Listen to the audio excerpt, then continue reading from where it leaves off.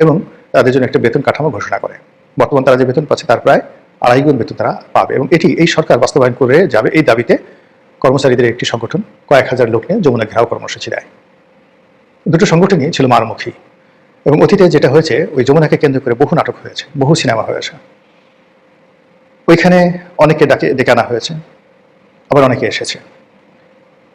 যারা এসেছে তারা খালি হাতে যায়নি, তারা দাবি আদায় করে গেছে। আর যাদেরকে আনা হয়েছে, ইনভাইট করে আনা হয়েছে যে কোনো একটি অভীষ্ট লক্ষ্য অর্জনের জন্য, তো তাদের দ্বারা নাটক তৈরি করে এই বাংলাদেশের অনেক সর্বনাশ ওখান থেকে ঘটানো হয়েছে। রাজনৈতিক সর্বনাশ, অর্থনৈতিক সর্বনাশ থেকে শুরু করে আরও অনেক কিছু। কাজেই যমুনা নিয়ে আমাদের আতঙ্ক আছে, ভয় আছে।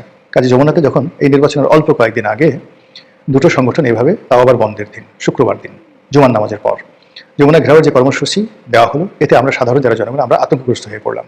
এবং যে দুর্বার শক্তি নিয়ে তারা পুলিশের সমস্ত ব্যারিকেড ছিন্ন করে একেবারে যমুনার কাছাকাছি চলে এলো।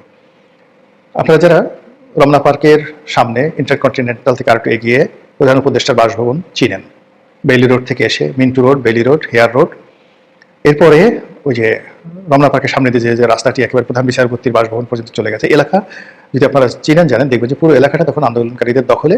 তারা আরেকটু চেষ্টা করলে, অ্যাডামেন্ট হয়ে গেলে তারা কিন্তু যমুনার গেটে পৌঁছে যেত, এবং যমুনার গেট অতিক্রম করে যমুনার ভিতরে ডক্টর মোহাম্মদ ইউনূসের দরবারে পৌঁছে যেতে পারত।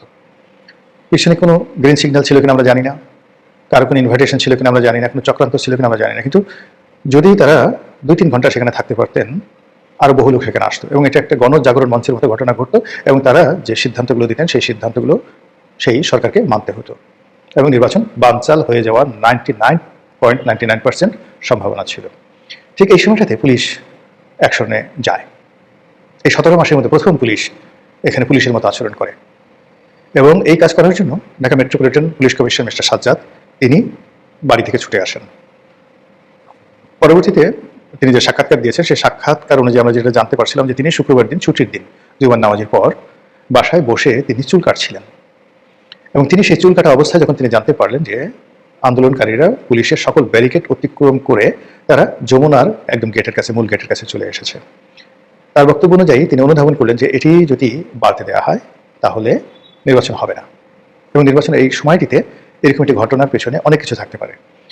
ওই সময়টাতে এই ভদ্রলোক মিস্টার সাজ্জাদ, আমি ভদ্রলোকের সঙ্গে কখনো আমার দেখা হয়নি, কথা হয়নি, এবং তিনি শারীরিকভাবে অতটা সুস্থ নন, মোটাসোটা শরীর, বয়স হয়েছে, রিটায়ারমেন্টে ছিলেন, সেখান থেকে আনা হয়েছে।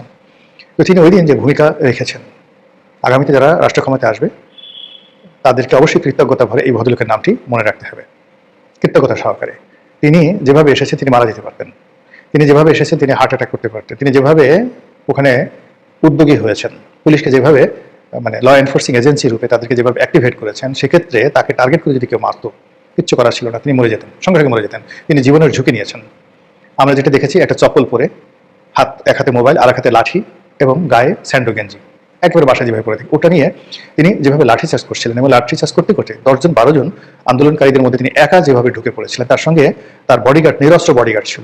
একজনকে দেখলাম মানে যেভাবে একটা মানে রাইফেল হাতে নিয়ে ঝুলিয়ে ঝুলিয়ে যাচ্ছে, এবং ওখানে যারা পুলিশ ছিলেন তার আসার আগে সবাই তামসা দেখছিল, কেউ সিদ্ধান্ত নিতে পারছিল না, কেউ অ্যাক্টিভেট হয়নি, কেউ কোনো অ্যাকশনে যায়নি। তিনি অন্ততপক্ষে 10 মিনিট নিজে একা লাঠি চার্জ করেছেন।